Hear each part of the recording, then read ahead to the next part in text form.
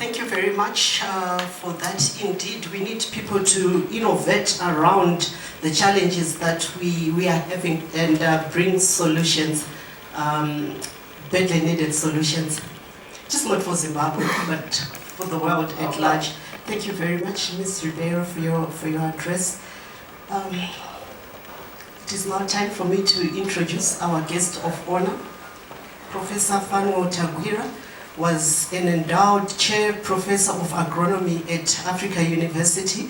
He previously served as Dean of the Faculty of Agriculture and Natural Resources and then Vice Chancellor of Africa University. After retiring from the Vice Chancellor position, Prof. Tagwira was a sabbatical professor at Purdue University in the United States.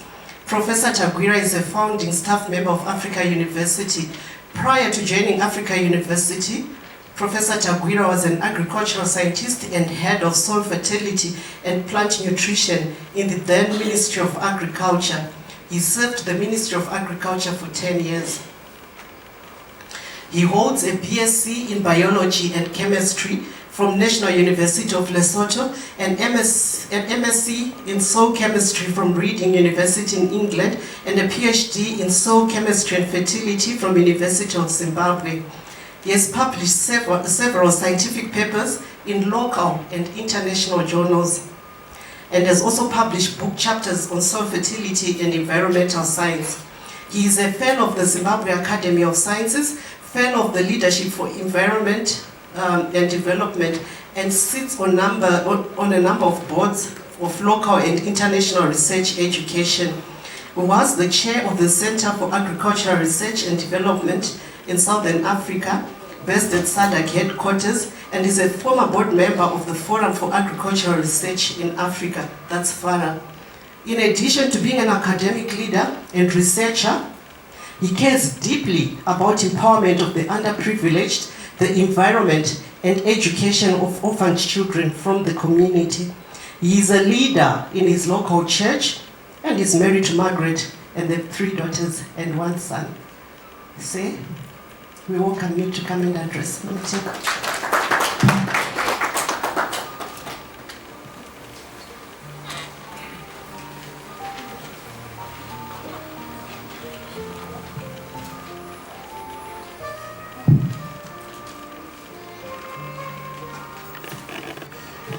Thank you very much, Madam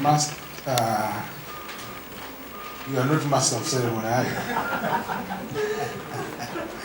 Master of Ceremony, thank you very much. You can take our seats.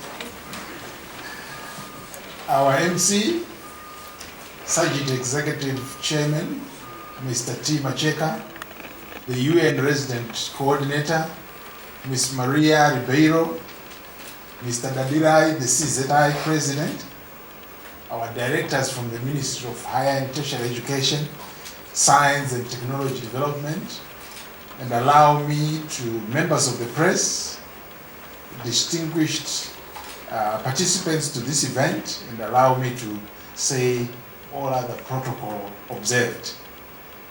I'm standing here this afternoon, not in my own capacity as Professor Tagwira, but I'm representing the Minister of Higher and Tertiary Education, Science and Technology Development, Professor Dr. Amnon Muwira, who I'm sure many of you have either seen on TV or you have heard him on the radio, who should have been here as the patron of this particular convention, Atlas Convention, but who unfortunately couldn't be here as he is in Kariba for the budget seminar that is taking place. I should have gone with him, but I also had another budget meeting here in Harare yesterday.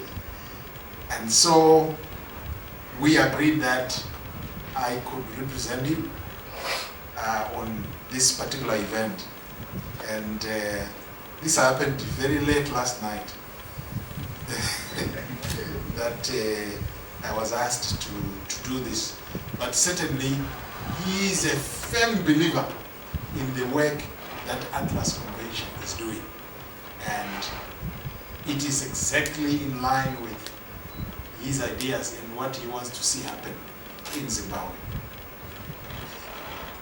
In that capacity, therefore, it is my singular honor and privilege to be here this morning for the launch of the Atlas Convention, an integrated technology and economic transformative initiative which is set to transform the innovation agenda in Zimbabwe. The convention, of course, brings together government, the private sector, the academia, as it seeks to further open up and enhance the innovation space by driving economic development through innovation. This will also assist Zimbabwe in the attainment of its Vision 2030. That is Zimbabwe becoming an middle income economy by the year 2030. His Excellency, the President of the Republic of Zimbabwe, Dr. E.D. Mnangagwa, has put a major focus on the transformation of higher education so that it can play a part in the economic development of our country. It is not just in words. The President has invested state resources to make sure that education can help in the transformation of our economy. This is the reason why he was solidly behind the introduction of Education 5.0, which is the brainchild of the new dispensation, which is geared towards ensuring that innovation and industrialization become key pillars of our education system. If you remember, in our old education system, we never talked about innovation, we never talked about industrialization. Academics would talk about writing papers, doing research, teaching, attending workshops. Those were the key things. And people would come forward and say, I've already written 40 publications, I deserve to become a professor. Now today, the education system has been transformed. When you come forward with your 40 scientific papers in international journals, the question we also ask you is, what have you contributed to the development of this country? What new ideas have you come up with? What prototypes have you developed that are being utilized by industry, that are being utilized by the country? The idea is to move away from the whole concept of white-collar professors to blue-collar professors who are producing technologies and who are producing innovations that are helping to drive the economy of our country. I normally want to give people the example that I very much am passionate about, of professors in West Africa writing a paper on how you could reduce post-harvest losses by developing a way of storing grain. And after writing the paper and presenting at the workshop, they were satisfied they had done their part. And somebody came and picked up the idea, started innovating with it, and came up with what is called the PIGS bag. And that person is at Purdue University in the United States. Now, did we not have the ideas? We had. But we take our ideas only halfway. And we stop there. Others are taking it all the way. That is the challenge that we face in Africa. This is the reason why the government has come up with Education 5.0 to say we want innovations. You found out that if you do this, you will reduce post-harvest losses. How can you innovate on that idea and come up with a technology that farmers can use? So it is in that regard, Executive Chair of SAGID, Mr. Macheka, that you are directly in line with that which the ministry is trying to drive forward. And therefore, the partnership that we have with the ministry is unquestionable. because of the alignment of the thinking of Atlas Convention and the thinking that is going on in our ministry. The ever-changing business environment in the world today calls for the formulation of innovative multi-pipeline and bridging concepts with a global perspective. In Zimbabwe, the call for innovation is growing louder and louder as the country realizes that innovation is crucial for the continuing success of our country. Undoubtedly, innovation plays a key role in driving sustainable development, spurring growth of organizations and economies by unlocking latent market value. Indeed, it was Albert Einstein who said, imagination is more important than knowledge, because knowledge is limited, but imagination encircles the world. And it is out of imagination that we have critical new ideas coming out of that, which have helped to transform the world that we have today. And it was actually Einstein who also said, we cannot solve the problems with the same thinking we had when we created them. In other words, we need to have a new way of thinking if we are going to solve our problem. And this is the reason why the new dispensation started talking about innovation and industrialization. And I want to say to you, it's not a cliche. Some of you, when you hear the minister talk about innovation, industrialization, innovation hub, it's like it has become a cliche. But I want to tell you some of the things that I'm seeing are mind-blowing. They are like a pregnancy, they are still in here, but we very soon will be seeing some babies being born out of these innovation hubs. Really good ideas. I'm sure you've seen what Harare Institute of Technology are already doing. Government was struggling with the issue of fuel, and they've come forward and say, give us that challenge. We will produce for you a technology that will enable you from your phone to be able to say how much fuel is at Zua filling station in Avondale. How much fuel is at such and such a petrol station, without having to walk outside. And you will also be able to say, there is a truck that just received, or that just recently took 100,000 liters of fuel.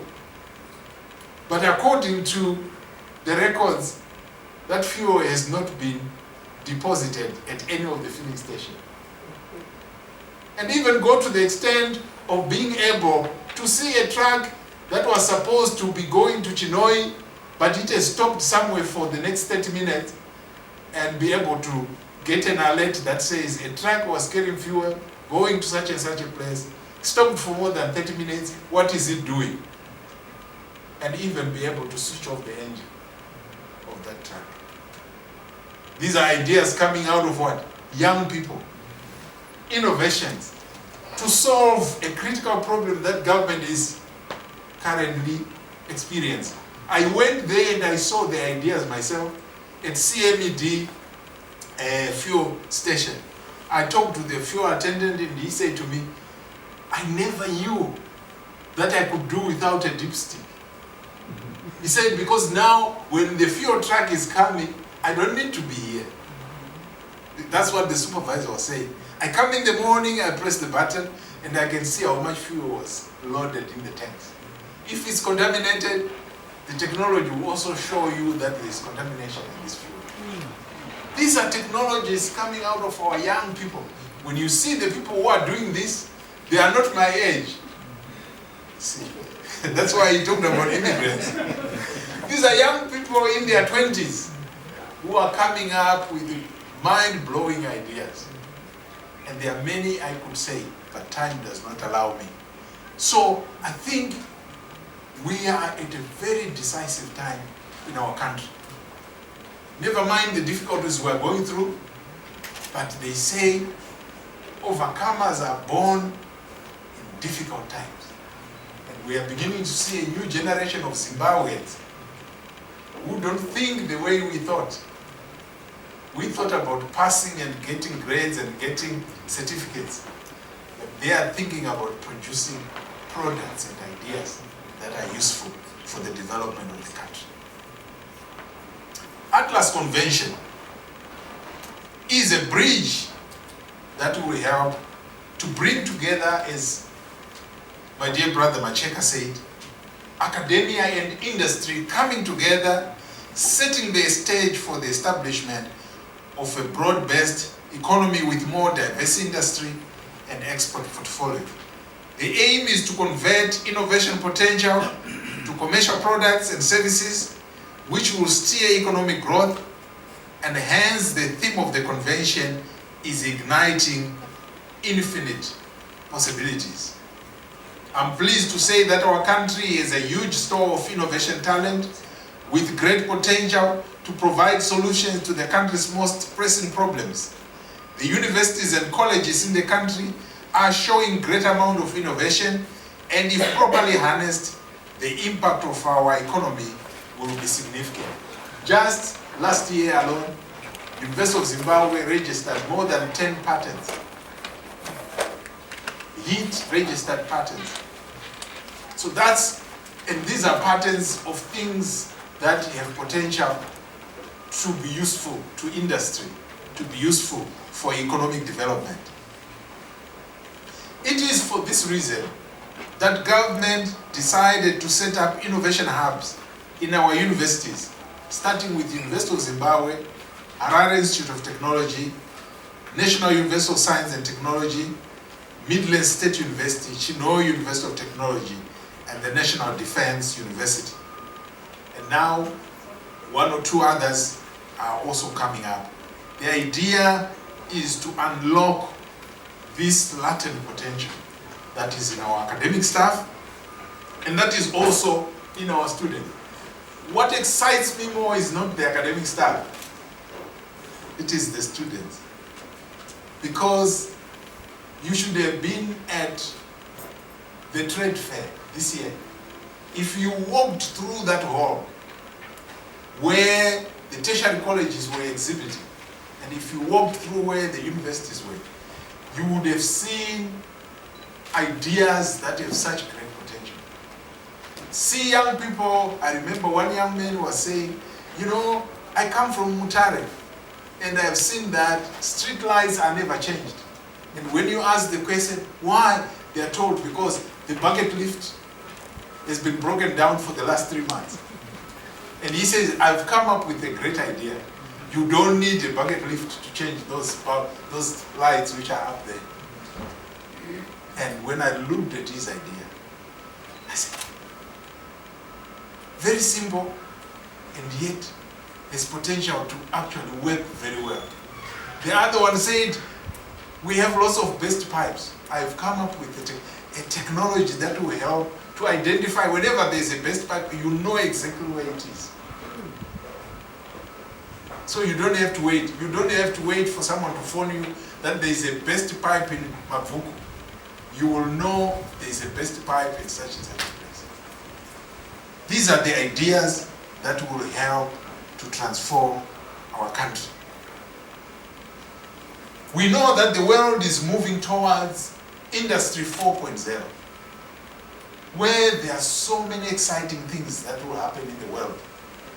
Artificial intelligence, the Internet of Things, biotechnology, machine learning, and many other things. And the convergence of the biological, the physical, and other aspects into one. And we are saying as Zimbabwe, we can't be left behind. We have to be part of the transformation that is taking place in the world today. We have a very educated workforce. We have a country with 95% literacy rate, even though the skills rate is still low, but certainly we are way much better than many others. there's a lot that we can do. In line with the country's open for business policy, government is keen on public-private partnerships that will enhance innovation and drive economic development. The partnership between my ministry and the Science and Advanced Global Innovation Technologies Summit is a typical example of that kind of partnership that the government is looking for. To this end, there has also been collaboration between the convention and the Emirates Foundation through the affiliation to the Think Science World Fair, which Mr. Macheka was talking about, to expose local talent to global platforms for innovation and technology. This, I believe, will help us enhance transformation and path-breaking initiatives that will meet our specific economic needs. As we do so, these partnerships are also meant to enhance and support sustainable development to achieve a better and more sustainable future for our country. Indeed, the UN resident coordinator talked about entrepreneurship must be celebrated, it must be rewarded, it must be supported, and so it is very important that we give them this exposure. What we have said as the Minister of Higher and Tertiary Education, Science and Technology Development is that as our academic staff begin to innovate, come up with new ideas that can be industrialized, when they do make money, we are saying they must get a share of those resources. They agree within their institution what percentage will go to the university and what percentage will go to. My minister believes so much in innovation and industrialization. Sometimes I have to ask him to put on the brakes because it's his passion. And because of that, that's the reason why we are firmly behind Heritage-Based Education 5.0. We believe strong partnership between industry and academia will drive innovation to the levels that will positively propel our economy. This is why we are in this very important partnership. My ministry has created space for such partnerships, and it is now up to the concerned parties to grab this opportunity and innovate. Ladies and gentlemen, with these few words, I declare the Atlas Convention officially launched this afternoon.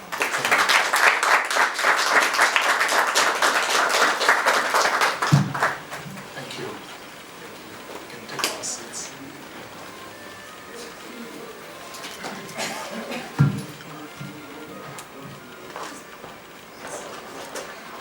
Thank you very much. We are indeed living in exciting times. I don't know if you are excited. Are you excited? Can you feel it? Even for digital immigrants, it is indeed an exciting period. Just hearing what these kids, yeah, can I call them kids, are coming up at the universities, just a glimpse of what he's given us. I'm truly excited for the future of this country and what it holds for us and the young generation or the youth. Thank you very much for that enlightening speech. And we can see you are also passionate about innovation. It's just not the minister, but I think yourself and the ministry, we can tell it. You can't hide passion. You can clearly see it when it is expressed.